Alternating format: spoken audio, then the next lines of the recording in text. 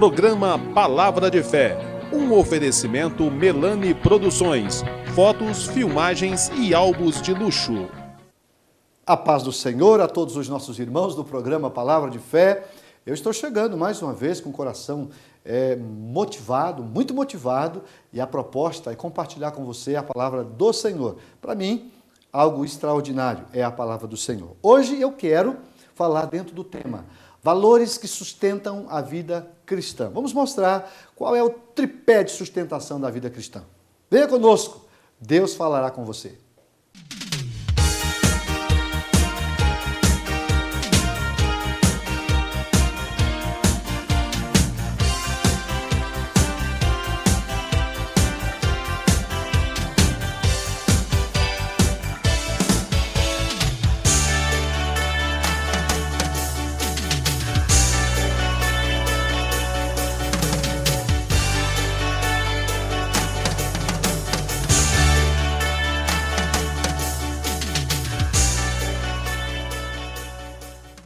Vamos fazer a leitura em 1 Coríntios, o capítulo é o de número 13, o versículo também de número 13. Diz assim: agora, pois, permanecem a fé, a esperança e o amor. Esses três, mas o maior destes é o amor. Baseado nesse versículo, eu quero falar sobre os valores que sustentam a vida cristã. O tema da nossa reflexão é justamente esse: valores que sustentam a nossa vida cristã. Veja que esse versículo, ele é o resumo do capítulo 13. O capítulo 13 de 1 Coríntios, a meu ver, é a maior apologia à defesa do amor. Paulo dá aqui uma aula para nós acerca do amor, ágape, o amor divino. Ele vai mostrar com muita propriedade, né, um dos principais elementos de sustentação. Aliás, o principal elemento, pelo próprio versículo que lemos, mostra que a plataforma de sustentação do cristianismo é o amor.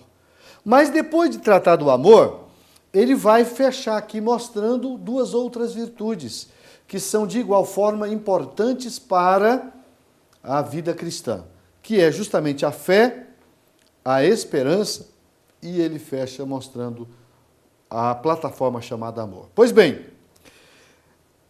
tentemos mostrar que por que fé, por que esperança e amor são o tripé de sustentação da vida cristã.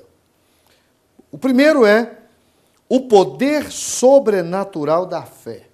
Eu não posso conseguir servir a Deus, jamais vou conseguir servir a Deus, se eu não exercer esse poder, que eu sinceramente acho que é sobrenatural. A fé, não é? Nesse contexto, ela é sobrenatural, não é natural.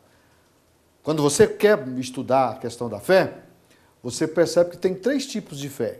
Existe a fé normal, comum, que todas as pessoas, de alguma forma, ou a maioria das pessoas tem. Mas eu creio em Deus. Não é? Essa expressão denota fé, é a chamada fé comum. Existe um segundo tipo de fé, que é a chamada fé para salvação. É a fé que muda a pessoa, que leva, que aproxima a pessoa de Deus. Eu posso acreditar em Deus e não andar com Ele, não ter relacionamento com Ele, não ser íntimo dEle. Mas essa fé, o segundo tipo de fé que eu aqui estou me referindo, é a fé como fé para a salvação. E um terceiro tipo de fé, que está inclusive no capítulo 12 de 1 Coríntios, que é a fé como dom espiritual. Este é um modelo de fé que não é todas as pessoas que têm, são algumas pessoas que conseguem alcançar esse nível de fé. Essa fé, ela produz extraordinários milagres. A pessoa faz coisas estupendas, maravilhosas. Quando você vai, por exemplo, para o Velho Testamento, para o Novo Testamento na igreja primitiva, você vê grandes, extraordinários milagres. E esses milagres foram realizados baseados nessa expressão de fé, a fé como dom espiritual. Mas olha o que está escrito, para a gente fortalecer essa ideia, em Marcos, Evangelho de Jesus, segundo escreveu Marcos, eu vou ler o versículo de número 23. Marcos 9, 23, diz assim, ó, olha o que Jesus está dizendo. Ele vai dizer assim, ó, e Jesus disse-lhes, se tu podes crer,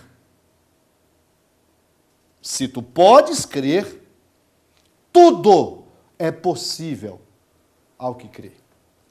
Em que circunstâncias Jesus foi expressar isso aqui? Jesus expressou isso aqui quando, da cura daquele lunático, lembra? Ele havia descido do monte da transfiguração, o monte aonde ele se transfigurou diante de Pedro, de Tiago e de João, e agora quando ele chega no pé do monte, está lá um menino endemoniado, não é? E ele expulsa aquele demônio, e eles ficam extraordinariamente maravilhados do poder sobrenatural que Jesus exerce sobre os demônios. E aí faz uma pergunta para ele, né? E Jesus responde dizendo, se tu podes crer, tudo é possível ao que crer. Quem foi que fez a pergunta? Né? O versículo de 21 diz, perguntou ao pai dele, quanto tempo há que sucede isso? O menino está endemoniado. E ele disse-lhe, desde a infância. Desde a infância. E aí, e muitas vezes o tem lançado no fogo, na água, para o destruir. Mas se tu podes fazer alguma coisa, tem compaixão de nós e ajuda-nos. E é nesse particular que vai se desenhar essa clássica, essa poderosa expressão de Jesus. Jesus vai dizer, se tu podes crer, tudo é possível ao que crê. E ele vai responder o pai. E logo o pai do menino, clamando com lágrimas, disse, eu creio, Senhor. Olha que expressão interessante, que merece determos atenção nela. Eu creio, Senhor. Mas em seguida ele diz, ajuda na minha incredulidade. Então vamos fazer aqui uma ponderação. Ele cria, mas também tinha dúvidas. Tanto que ele mesmo afirma que acreditava, mas em seguida pede ajuda para que na sua incredulidade ele fosse ajudado. Isso aqui, meus irmãos, nos ensina que nós precisamos vencer a dúvida, que nós precisamos romper com a dúvida. E por que eu consigo me relacionar com um ser que eu não vejo? Eu não vi Jesus ainda. Literalmente não. Vou ver um dia, mas hoje não o vejo. Eu ainda não tive a oportunidade de vê-lo. A Bíblia diz que vai chegar o dia que nós o veremos, como ele é. Porém, como é que eu consigo me relacionar com um ser que eu não o vejo? Através da fé, meu irmão. É por isso que o poder sobrenatural da fé é um dos elementos que sustenta a vida cristã. O tema da nossa meditação é valores que sustentam a vida cristã. Não tem relação com Deus se não tiver fé. Não tem uma vida de milagres, de poder, de ação do Espírito Santo na nossa vida se eu não tiver fé. Então eu preciso injetar no seu coração, através da palavra, porque a Bíblia diz que a fé vem pelo ouvir e o ouvir a palavra, que Jesus possa crescer dentro de você esse sentimento sobrenatural da fé, para que você possa se relacionar com o Pai.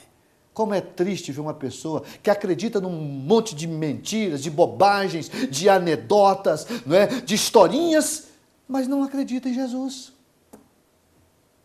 Não acredita em Jesus. Por que isso acontece? Justamente por causa da fé. Então que essa virtude chamada fé esteja na sua vida. O Salmo 62, para a gente passar para o próximo ponto, olha o que o Salmo 62 diz. Eu acho extraordinário esse versículo, e ele mostra que a fé é que produz isso. 62, versículo de número 11, diz assim, ó, uma coisa pedi Deus. Quem escreveu esse salmo foi Davi. Uma coisa disse Deus, 2 vezes a ouvi. E o que ele ouviu 2 vezes? O versículo diz que o poder pertence a Deus. Ele vai afirmar algo que é sobrenatural, que o poder pertence a Deus. Ele não é só um ser poderoso, ele é o Todo-Poderoso, ok? Ele tem todo o poder. E é por isso que quem exerce fé na pessoa de Jesus nunca vai ser derrotado. Você pode ter alguns percalços, algumas dificuldades, que não significa necessariamente derrota, porque o que importa não é os reveses da vida, o que importa é a postura da pessoa no final. A Bíblia diz que o melhor de tudo não é o início, é o final de todas as coisas. E só quem tem fé, querido, é que pode, acima de tudo, vencer. Então veja que o primeiro tripé, o primeiro ponto desse tripé que eu chamo de valor que sustenta a vida cristã é a fé. Não tem como nos relacionar com Deus se não tiver fé. Esse é o primeiro aspecto. Agora, o segundo, qual que é? O poder sobrenatural da esperança. Esperança. Olha que coisa. Eu preciso de fé. Fé é o firme fundamento das coisas que a gente não vê, mas que a gente espera. Eu não vejo, mas eu espero. Então, isso é fé. Agora, o que é esperança? Eu chamo a esperança de prima da fé. Porque quando você tem fé, você desenvolve esperança. O que é esperança? Esperança é uma virtude que lhe credencia acreditar que algo que hoje não está na minha mão, amanhã pode estar. Eu acredito que mesmo hoje não estando bom, amanhã pode estar. Quando é que uma pessoa tem perspectiva de melhora? Por causa da esperança. Quando é que a pessoa desiste da vida? Quando perde a esperança. Por que tem gente que se suicida? Por que tem gente que se mata? Por que tem pessoas que, às vezes por causa de uma bobagem, coisas pequenas... A vida, irmãos, ela é cheia de contradições. Às vezes eu vejo pessoas se empenhando, se esforçando para viver com um câncer, com uma doença em estado terminal. E aí eu vejo uma pessoa sadia, saudável, por causa de alguns problemas, indo lá e se matando. Um que está morrendo, lutando para viver. E um que está cheio de vida, lutando para morrer. Dá para compreender isso? Por que essas coisas acontecem? Por causa da esperança. Uma pessoa... Um dia eu ouvi um pensamento que eu nunca mais esqueci. O pensamento diz o seguinte: quem não tem esperança não serve para viver. E é um fato. Quem não tem esperança não serve para viver. Olha o que está escrito. Eu vou ler. 1 Pedro, capítulo de número... é Jeremias, capítulo 17. Não é? Jeremias 17... o versículo de número 7 e 8. Eu acho lindo esse texto. Isso aqui é o texto que fala da verdadeira esperança. Veja só o versículo 7. Bendito o varão, aqui varão quer dizer homem, bendito o homem que confia no Senhor e cuja esperança é o Senhor. Vou repetir. Bendito o homem que confia no Senhor e cuja esperança é o Senhor. Qual que é aqui a garantia de que vale a pena esperar? Porque a palavra esperar ela tem na sua raiz a palavra esperança. Só espera quem tem esperança. Quem não tem esperança, deixa de esperar. Não consegue esperar. E a esperança é uma das virtudes que Paulo, no capítulo 3 de 1 Coríntios, como eu li, coloca como as 3 principais virtudes: fé, esperança e amor. Não dá para servir a Deus, não dá para ser um cristão se eu não tiver fé, se eu não tiver esperança e se eu não tiver amor. E aqui ele diz que a esperança é o Senhor. Olha o versículo posterior. Porque ele será como a árvore. Vai fazer aqui uma ilustração. Porque esse homem que tem esperança, que confia no Senhor, que tem esperança e cuja esperança é o Senhor, esse homem é como a árvore plantada junto às águas, que estende as suas raízes para o ribeiro e não receia quando vem o calor, mas a sua folha fica verde. E no ano da sequidão não se afadiga, nem deixa de dar fruto. Oh, que coisa maravilhosa esse versículo. O que esse versículo está me ensinando? Que um homem que tem esperança é mais ou menos como uma árvore que é plantada perto de um riacho, de um ribeiro, de um rio, como você queira, perto de água. E aí o que acontece? À medida que essa árvore vai crescendo para baixo, as suas raízes vão crescendo pelo cheiro da água. E vai, rasgando a terra, não é? e ela vai se localizar onde? Na água.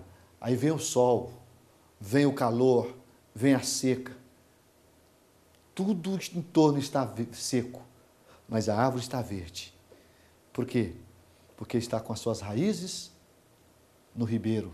É o que está escrito. Porque ele será como a árvore plantada junto às águas, que estende as suas raízes para o ribeiro, e não receia quando vem o calor, mas a sua folha fica verde, e no ano da sequidão não se afadiga, nem deixa de dar frutos.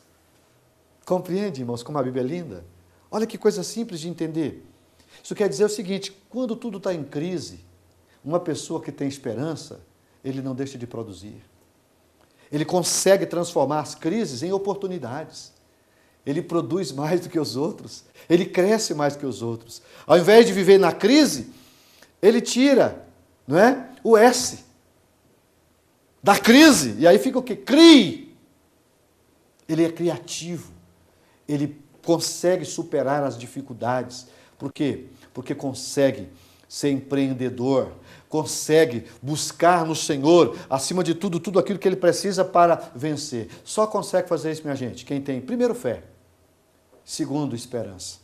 Esse versículo para mim é lindo. Eu poderia ler outros, que mostra que a esperança, ela é de fundamental esperança. Lá em 1 Coríntios, em Romanos capítulo 5, fala que nós não nos gloriamos só nas vitórias, nas nossas alegrias, não, nós também nos gloriamos na tribulação, porque a tribulação produz, olha o que a Bíblia fala, a tribulação produz paciência, a paciência produz experiência, e a experiência produz esperança, e a esperança não traz confusão, porquanto o amor de Deus está, olha a expressão do verbo, não foi, não será, está derramado em vossos corações pelo Espírito Santo que foi dado.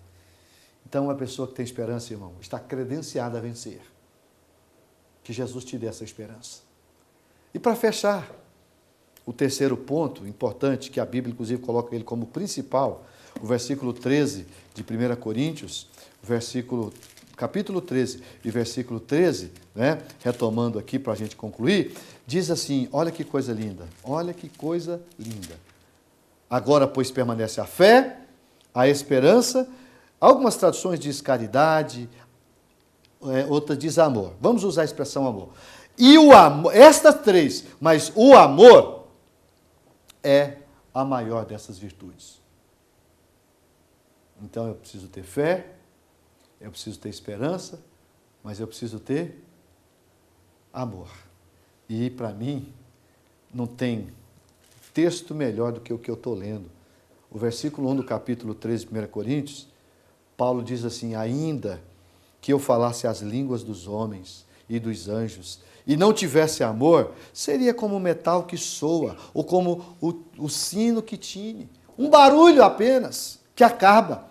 Ainda que tivesse o dom de profecia, e conhecesse todos os mistérios, de toda a ciência, e que tivesse toda a fé, inclusive, aqui, ó, o primeiro das virtudes que eu destaco, e de maneira tal que transportasse os montes. Se eu não tivesse amor, nada disso seria. E ainda que distribuísse toda a minha fortuna para o sustento dos pobres, ainda que entregasse o meu corpo para ser queimado e não tivesse amor, nada disso aproveitaria. Olha que poesia que ensina de forma extraordinária. O versículo de número 4 diz, o amor é sofredor, o amor é benigno, o amor não é invejoso, o amor não trata com leviandade, o amor não se ensoberbece, o amor não trata com indecência, o amor não busca seus próprios interesses, o amor não se irrita, o amor não suspeita mal, não folga com a injustiça, mas folga com a verdade, tudo sofre, olha que coisa, tudo sofre, tudo crê, tudo espera, tudo suporta. Precisa de uma definição melhor do que esta? Do amor ágape. É preciso lembrar que existe o amor filion, o amor eros, o amor storge e o amor ágape. O eros é o amor sensual que um homem tem pela mulher, que a mulher tem pelo homem. Não é? O amor filon é da expressão filantropia, é o amor que você ajuda o seu semelhante. O amor estorge é o amor doméstico, o amor de pai para filho, de filho para pai, o amor que precisa estar dentro de casa porque ele não une apenas corpos, une vidas, une alma. Mas esse quarto tipo de amor que Paulo trata aqui é o amor ágape, é o amor divino, o próprio Deus, a verdadeira personificação desse amor. E aí eu preciso me perguntar, será que eu tenho vivido esse amor? Será que eu tenho lutado pelo amor? Será que eu estou disposto a sofrer por causa dos outros?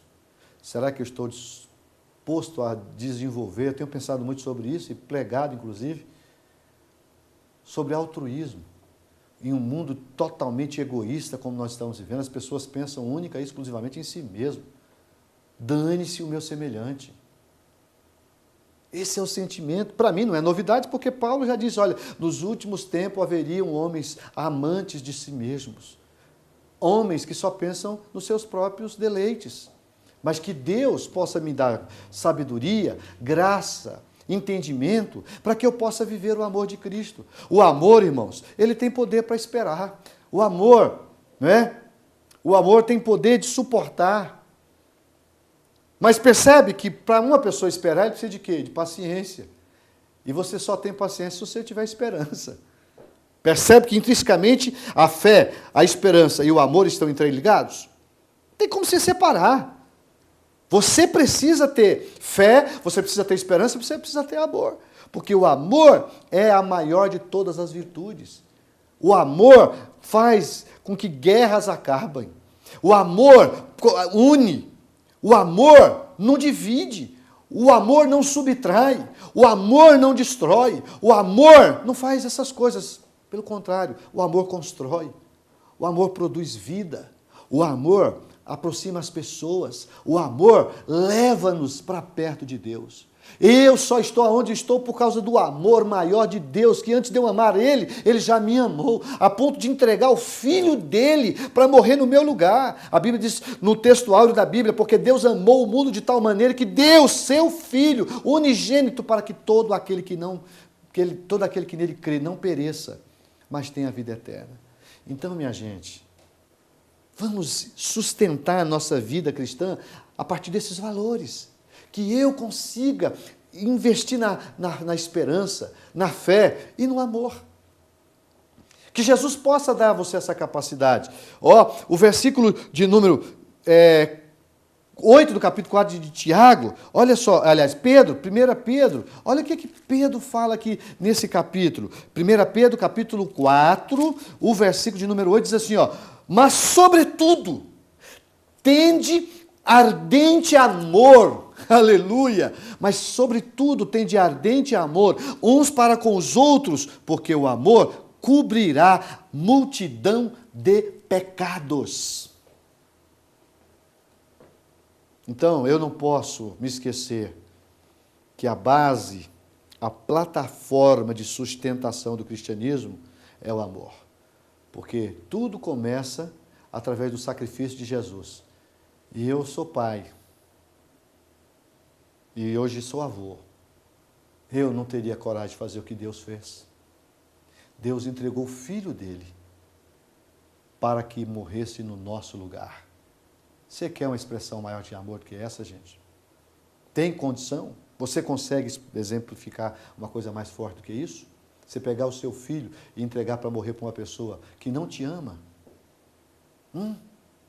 E ainda tem gente aí que reclama, só porque está sofrendo um pouquinho. Eu quero morrer sofrendo, se for o caso. Por causa de Jesus. Não quero, tem muita gente sofrendo porque é desobediente, porque é rebelde, porque não escuta a palavra. Plantou, está colhendo. Mas se é para sofrer por Jesus, eu sofro e sofro com alegria. Pense sobre essas verdades, que a fé, que a esperança, que o amor esteja poderosamente no seu coração. Não permita que essas coisas do mundo venham a roubar de você essas três grandes virtudes que sustentam a vida cristã: fé, esperança e amor. Vamos orar.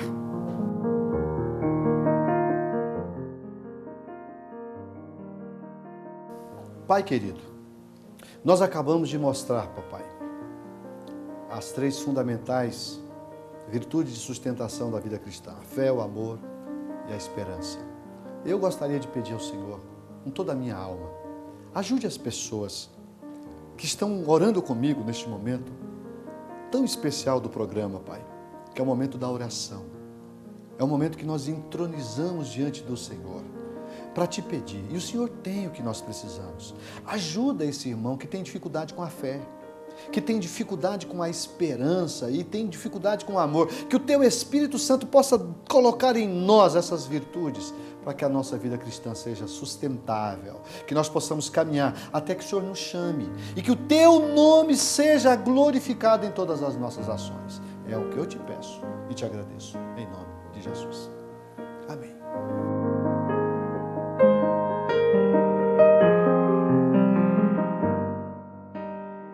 O tempo passou rápido, estamos aqui encerrando mais um programa, Palavra de Fé. A minha expectativa é de que você cresça na graça e no conhecimento do Senhor Jesus. A palavra de Deus nos ensina que nós devemos crescer no conhecimento e na graça. Lembre-se, fé, esperança e amor são valores que sustentam a nossa vida cristã. Me despeço de todos vocês, desejando uma semana de bênção, que a mão do Senhor possa estar estendida para a sua vida, para a sua casa e que o nome do Senhor seja glorificado. Fique com Deus e até a próxima programação.